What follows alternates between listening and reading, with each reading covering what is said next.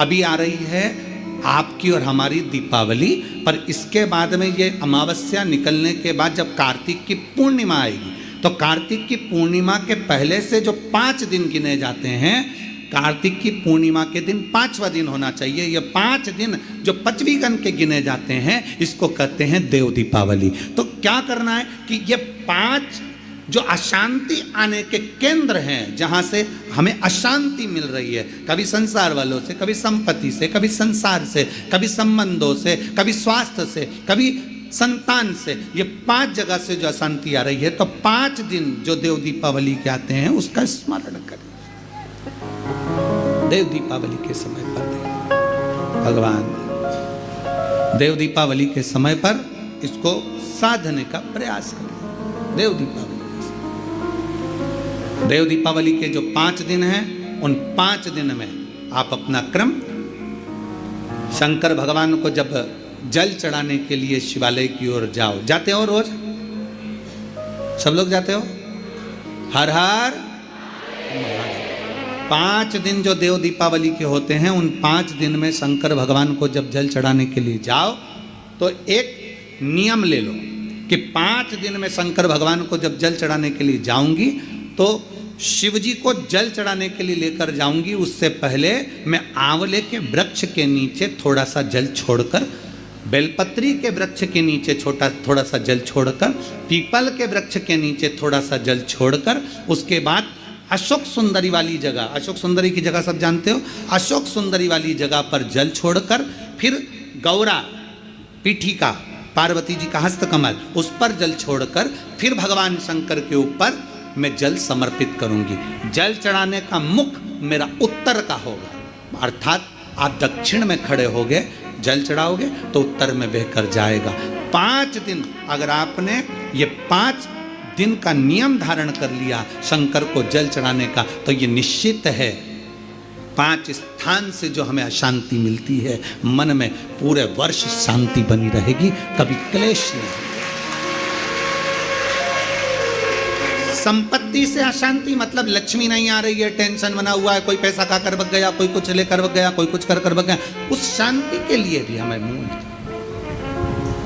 आंवले का वृक्ष, बेलपत्र का वृक्ष, पीपल का वृक्ष, अशोक सुंदरी का स्थान, माता पार्वती जी की पीठिका अर्थात हस्तकमल, और फिर दक्षिण में खड़े होकर शंकर के शिवलिंग को जल चढ़ाना, उत्तर की ओर जल बहकर जाना, भगवान शंकर से अपने मन की कामना करना।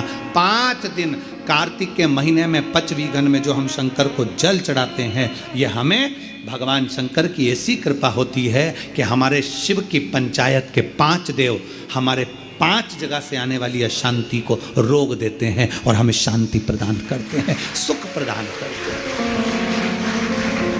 5वीं गण के 5 दिन शिव पंचायत के 5 देव हमारे 5 जगह से आने वाली अशांति को रोकने का प्रयास कर देते, रोकने का प्रयास करते, सुख का अनुभव करा देते। और मैंने तेरे ही भरोसे बाबा, तेरे ही भरोसे हवा विच उड़ती जावांगी, डोर हथों छड़ी ना में कटी जावांगी।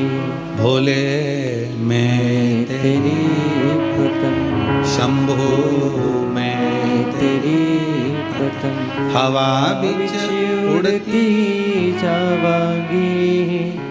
बाबा डोर हथों छड़ी ना में कटी जावांगी।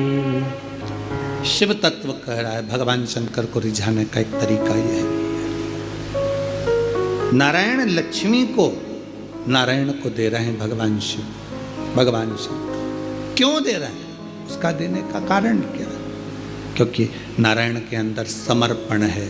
दूसरे का दुख देखकर जो दुखी हो जाए, दूसरे का कष्ट देखकर जो दुखी हो जाए, दूसरे की तकलीफ देखकर जिसके अंदर दुख धारण हो जाए कि इसको ठीक तरीके से कुछ मिल जाए, वो नारायण कर सकते हैं। एक सुंदर चरित्र आता है शिव महापुराण में, एक बड़ा सुंदर चरित्र आता है। आप कार्तिक के महीने की ये सुंदर कथा का जो रसास्वादन कर रहे हैं, भगवान शिव की कथा का रसतत्व ग्रहण कर रहे हैं, दीपावली महापर्व को जो कुबेरेश्वर धाम की पवित्र भूमि पर श्रवण कर रहे हैं, एक सुंदर चरित्र आता है।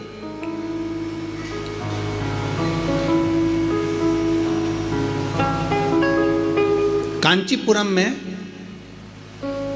एक चक्रवर्ती, कांचीपुरम में एक चक्रवर्ती राजा, चोल राजा रहते थे। बड़ा अच्छा राजा था, सबके प्रति समर्पण का भाव है, सबका सम्मान करना, सबका आदर करना, सबका सत्कार करना, सबको अच्छा देना, सबका अच्छी व्यवस्था करना, सबके प्रति समर्पण का भाव रखते और होना भी चाहिए। राजा का एक अधिकार है कि अपने क्षेत्र में जिस स्थान का, जिस क्षेत्र का राजा है, उस क्षेत्र में धर्म का प्रचार हो, ये राजा का सबसे बड़ा उद्देश्य होना चाहिए। अपने क्षेत्र में धर्म का ध्वज लहराता रहे, ये राजा का सबसे बड़ा उद्देश्य होना चाहिए। अब शास्त्र कह रहा है, चरित्र कर रहा है, शिव महापुराण का बड़ा सुंदर संवाद कर रहा है, शिव चर्चा कर रही है। एक सुंदर आनंद से कांचीपुर में चोल राजा रहते थे और चक्रवर्ती चोल राजा वहां निवास करते थे, जो आज भी चोल राज्य के नाम से प्रसिद्ध है। राजा जिस नगर में रहता, बड़े आनंद से शिवालयों की पूजन कराना, धर्म का कार्य करना, सत्कर्म करना, भगवत भजन करना, नाम स्मरण करना, नाम उच्चारण करना और संपूर्ण क्षेत्रवासियों के कल्याण की बात कर। चोल राजा का निवास था। चोल राजा नारायण भगवान के भी उपासक थे और चोल राजा शिव के भी उपासक थे। ऐसा ही उस एक राज्य में, उस राज्य के अंतर्गत जैसे चोल राजा भगवान नारायण की आराधना करते हैं, जैसे चोल राजा भगवान शिव की आराधना करते हैं, वहीं पर एक ब्राह्मण रहता था जिसका नाम था विष्णुदास, जिसका नाम विष्णुदास था। विष्णुदास जिसका नाम, और वो भी भगवान शिव की आराधना करने वाला, भगवान नारायण की आराधना करने वाला, भगवान की अविरल भक्ति में डूबने वाला, भगवान की अविरल भक्ति में डूबा। और मैंने तेरे ही भरोसे बाबा, तेरे ही भरोसे हवा बिच उड़ती जावांगी बाबा, डोर हर तो छड़ी नामे मैं कटी जावांगी, भोले मैं तेरी पतंग, शंभू मैं तेरी पतंग। चोल राजा शिव की और नारायण की आराधना में लग जाता तो भगवान, एक ब्राह्मण रहता जिसका नाम था विष्णुदास, विष्णुदास, वो भी भगवान शंकर की आराधना में डूबा रहता, शिव स्तुति में डूबा रहता, शंकर की भक्ति में डूबा रहता, शिव तत्व में डूबा रहता। प्रतिदिन शिवालय जाना, शंकर की भक्ति करना, शिव की आराधना करना।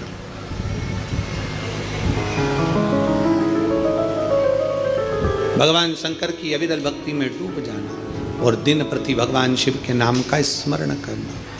श्री शिवाय नमस्तुभ्यं, श्री शिवाय नमस्तुभ्यं, श्री शिवाय नमस्तुभ्यं, श्री